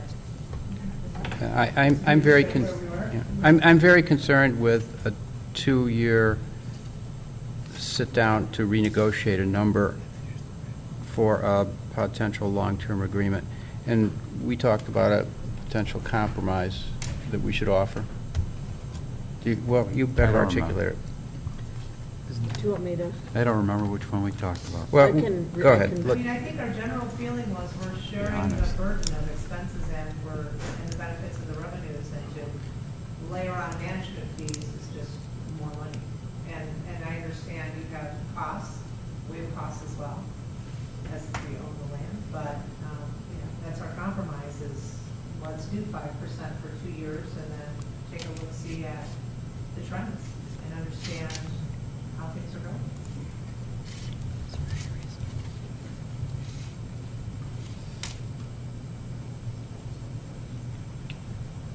Liza, do you want Do you want to throw out the? I mean, I think this is an operational issue, so I think the staff should, Liza, this is really an operational issue, so, Maybe you guys want to talk about it for the staff. yeah. No. No? No, what Liza, we have we gave some thought to this, and... Compromise. We'll let Liza. So we would receive a management fee of 5% based on the annual expenses for the first 2 years.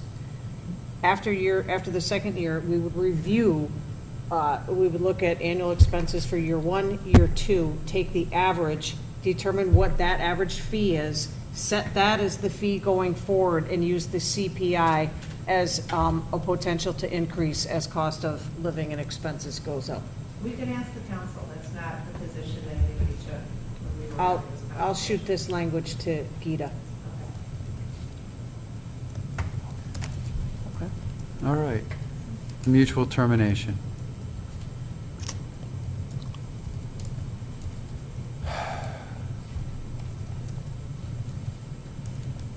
I gotta remember the years. The city wanted a termination right after 5 years? We just thought it would be 10 would be a better year. We don't know what's going to happen with the property. We don't know how it's going to work. And part of the problem we're going to have is if the golf mecca doesn't work out. What I've always been saying is we don't know what percentage of guys that came to golf, male guys and girls that came to golf, came and hit balls first.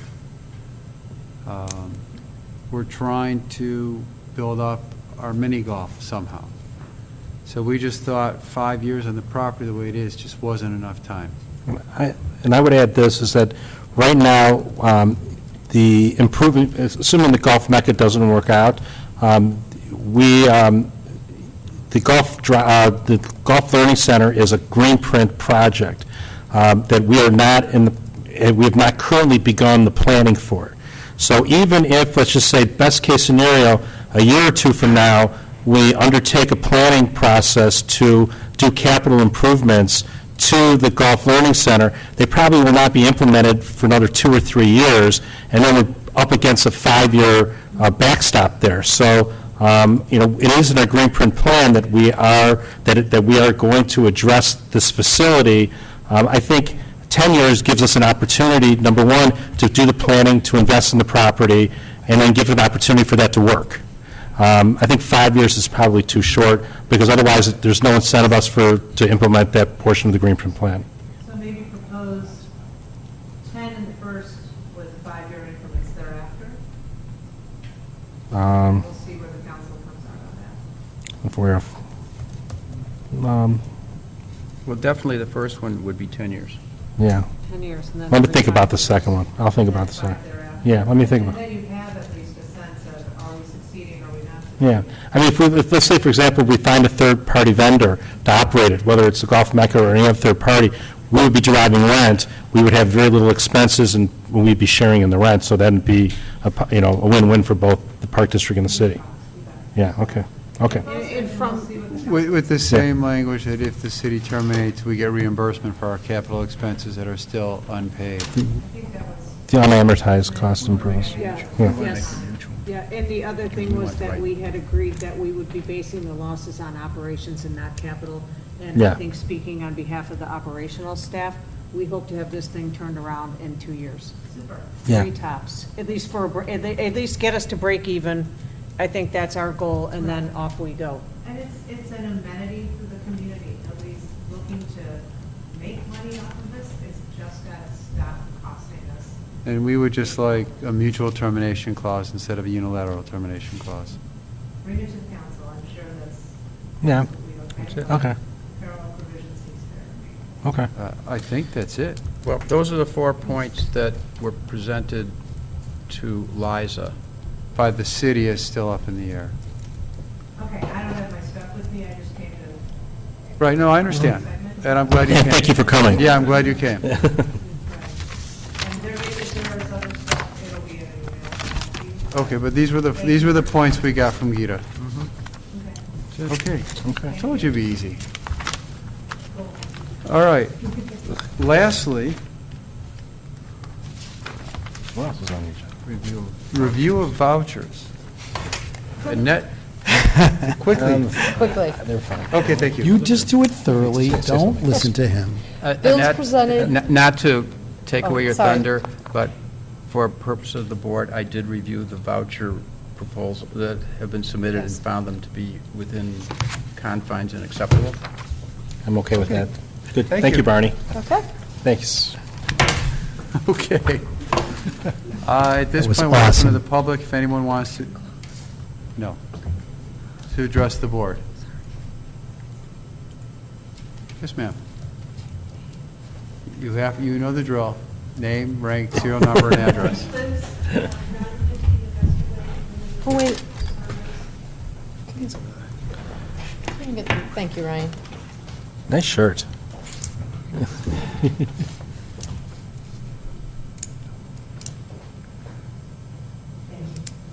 I wanted to go back to the Gulf Mecca. When the original Gulf Mecca proposal was introduced, it was pretty unique and came at a time when decisions had to be made swiftly because the golf course was about to move on to be the asset reserve. Okay, so that pretty much got turned down.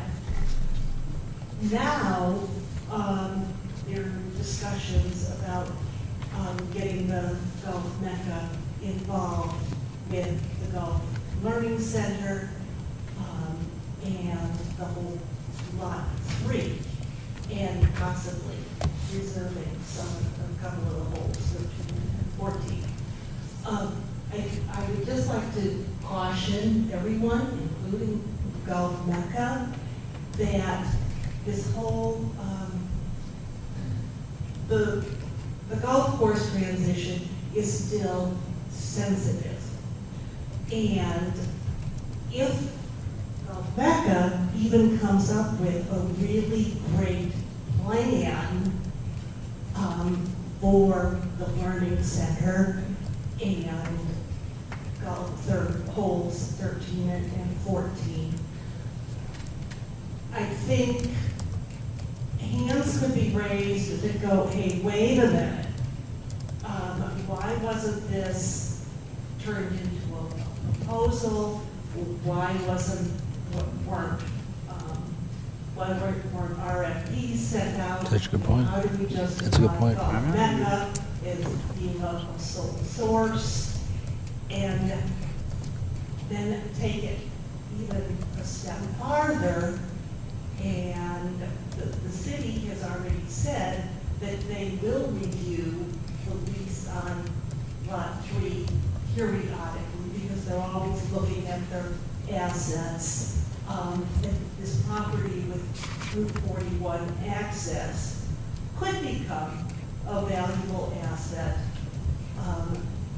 for other uses.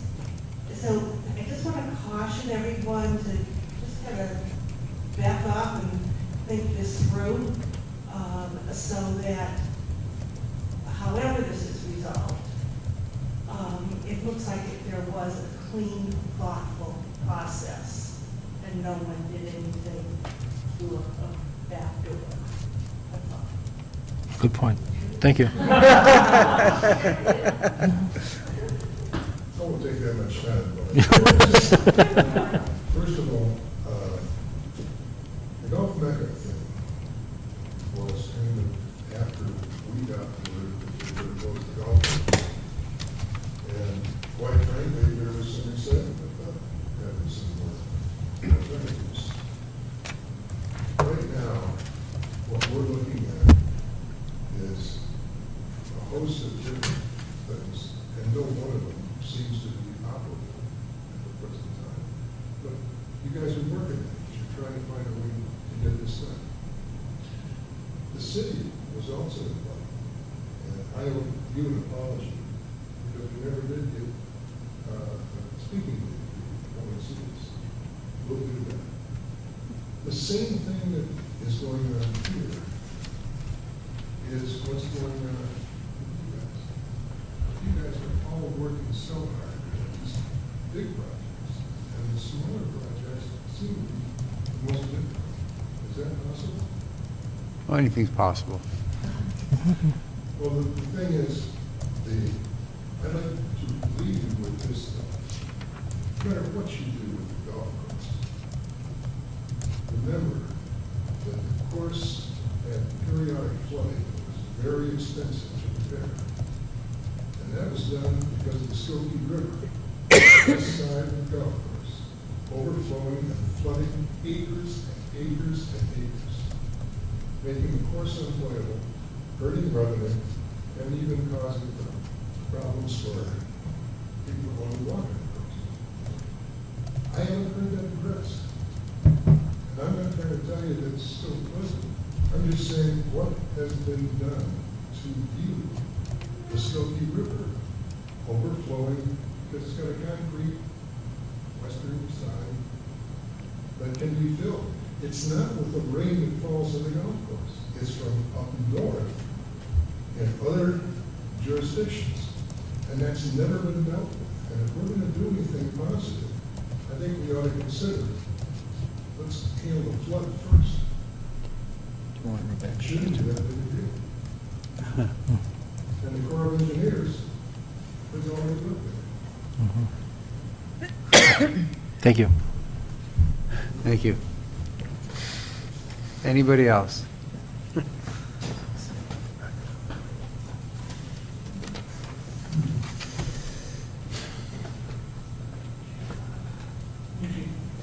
My name is George Williams, and I live in the Legacy Club condominium, back like Tom does. And I'm somewhat more reassured than I had after hearing the talk about the plans for the golf course. I was at the May 29th City Council meeting, and afterward, maybe I misunderstood, I think I did, but Mr. Fairman, I believe, told me, and some other residents of the Legacy Club, that their plans included the golf hole number 5 and 6 and so forth, just come right around our condominium. You know, and if anything like that happened, again, I would be landlocked. You know, right now, I just love what you've done with the golf course, just leaving it open. I bicycle or I walk it practically every day. And I'm seeing increasing wildlife. I saw a deer yesterday. You've got something here you just want to develop. Can be a community asset. You were talking about, you know, golf would be a great thing, that's fine, but I would remind the park of their own survey made at the time of the Green for 2000 plan that showed that, actually I got the, got the print out here with me for a moment, but let's see here, important, how important? Very important for the amenities go. Very important golf courses, 31%. Very important passive nature areas, 47%. Very important walking or biking trails, 69. I think is even more interesting what's not important. Number 4 is, you know, what's not important at all. 41% said golf courses aren't important. So basically, more people answered your survey saying golf courses aren't important than said they are. The corresponding numbers for the passive areas were both less than 10%, 6% for that, and for only 4%, biking and walking trails are not important. So if you go by your own survey, I think your community is telling you that that natural area ought to remain just that. I'm concerned, I could see letting holes 13 and 14 go. You know, and if you all can do something with that plus lot 3, I have no objections myself. But the rest of lots 1 and 6 and 7 that surround the condominium, for God's sakes, please let that open. This last weekend, I saw a grandmother and her granddaughter out there walking in that area. Right now, the Legacy Club condominiums, and I imagine it's the home state, are primarily, you know, people in there primarily senior citizens like myself. Right now, grandchildren visit. There's zip for those grandchildren. No playgrounds, no park, anything like that on the premises. It's a very grandchildren-friendly place. But now, if you leave this open as it is, they walk right across this little bridge, and they've got this beautiful opening. Maybe in the future, maybe who knows, maybe you might put a swing set out there or something. Just a suggestion. But you can develop this into something that could be a really important value to appreciate, something to be appreciated by the entire community. Not just the 31% who are in golf. Thank you. Thank you. Thank you. Thank you. Anybody else? Anybody else? Jan Bernstein? No? she's No? not. No? Wow, okay. No? Can I get a motion to adjourn? No. I'll go to closed session. Do you have something to say, Jan? Okay. Let it be noted. Okay. I'm speechless. All right. Move to adjourn. Second? Not going to close, no closed session tonight? No closed session. Oh, okay, second or third. All in favor? Aye. Aye. Anybody opposed? No. We're done. Show that we adjourned at 7:55. Well done. Thank you, everybody. Thanks. Tom?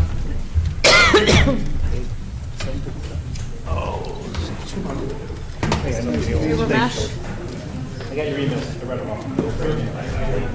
Who made the motion? I don't know. Rebecca, nice job. Hey, thanks for coming. That was a blast. We should do this more often. Are you guys going to be doing this next week?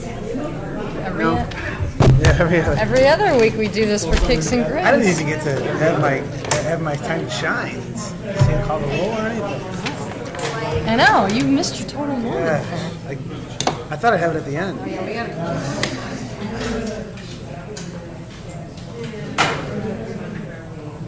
Sue's back.